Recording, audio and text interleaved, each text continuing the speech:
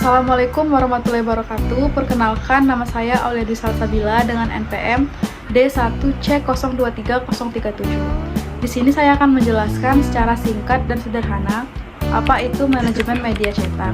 Nah, manajemen media cetak adalah cara mengatur semua kegiatan yang terlibat dalam media cetak tersebut.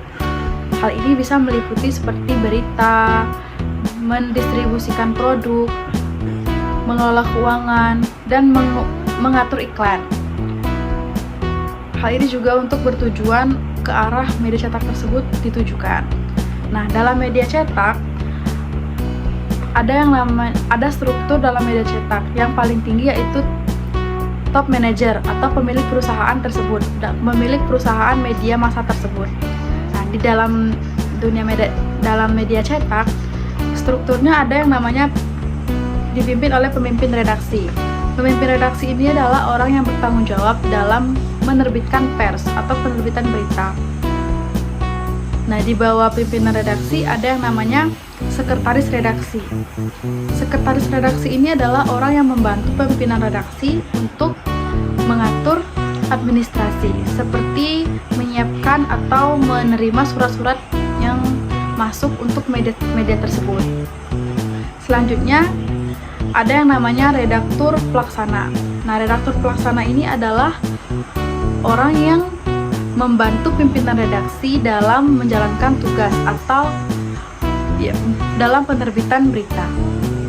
Nah, di bawah itu ada yang namanya redaktur editor. Redaktur editor ini adalah orang yang menyeleksi atau orang yang mengedit sebuah berita tersebut, orang yang menentukan isi halaman berita tersebut ingin diterbitkan berapa. Nah, di bawah itu juga ada yang namanya wartawan. Wartawan ini adalah orang yang menulis, mencari informasi, dan menyebarkan informasi tersebut untuk disebarluaskan ke publik. Nah, setelah itu ada yang namanya koresponden atau wartawan pembantu. Nah, ini biasanya ada di daerah-daerah tertentu. Wartawan ini memang ditugaskan untuk mencari berita dan mengekspor berita tersebut ke media cetak yang mereka kerjakan atau media cetak yang memang tempat mereka bekerja. Biasanya wartawan pembantu ini ada yang berdomisili di suatu daerah tersebut, dan mereka ditunjuk oleh penerbitan pers di luar daerah atau luar negeri untuk menjalankan tugasnya. Selanjutnya ada dua bagian besar sebuah penerbitan pers atau media massa, yaitu bagian redaksi dan bagian pemasaran atau usaha. Nah, di bagian redaksi dipimpin oleh pimpinan redaksi, di bagian pemasaran dipimpin oleh manajer pemasaran atau pemimpin usaha. Di atas keduanya ada pemimpin umum atau general manager tadi, atau pemilik perusahaan media massa tersebut. Nah, di bagian usaha ini adalah orang yang bertugas untuk memasarkan atau menyebarluaskan media cetak tersebut. Biasanya pemasaran ini seperti marketing atau penjualan media massa.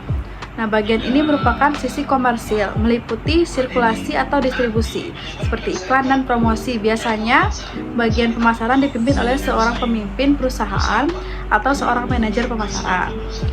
Nah, di sini ada juga yang namanya news editing atau tahapan penyuntingan berita. Nah, di sini berita disaring, diperoleh lagi, diedit lagi untuk diterbitkan.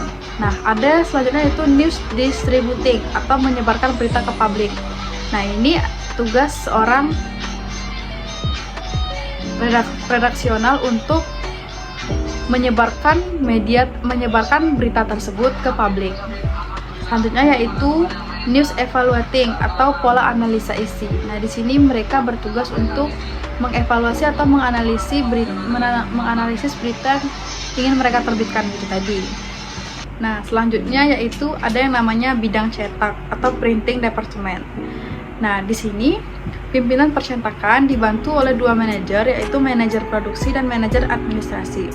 Manajer produksi meliputi 3 bidang, yaitu bidang pracetak, cetak, dan perawatan. Sedangkan manajer administrasi meliputi keuangan dan administrasi umum. Disinilah bagian berita yang diberikan ke bagian percetakan untuk dicetak. Mereka lah yang mengatur dan mengoperasionalkan itu semua. Nah, di sini saya akan menjelaskan apa kekuatan dan kelemahan media cetak. Nah, kekuatannya adalah media cetak dapat menjangkau daerah-daerah seperti perkotaan dan pedesaan. Dan juga media cetak seperti koran ini memuat fakta-fakta atau berita yang aktual, dan pengiklanan di sini dapat bebas memiliki pasar juga. Nah, sedangkan kelemahan dari media cetak seperti koran ini adalah tidak semua produk dapat diiklankan di surat kabar tersebut. Bagaimana sih karakteristik iklan pada media cetak? Nah, karakteristiknya adalah yang pertama yaitu tergolong praktis, cepat, dan terjangkau. Selanjutnya, daya jangkau dan edar surat kabar dapat sampai ke pelosok. Yang selanjutnya, peranan jenis huruf, ukuran, aspek, dan layout turut menentukan. Yang terakhir yaitu dapat bertahan dan tidak satu kali lalu habis, yaitu apabila kita simpulkan yaitu media cetak di sini bisa tahan lama dan bisa disimpan untuk beberapa tahun kemudian. Itu saja yang bisa saya sampaikan. Lebih dan kurang saya mohon maaf. Wassalamualaikum warahmatullahi wabarakatuh.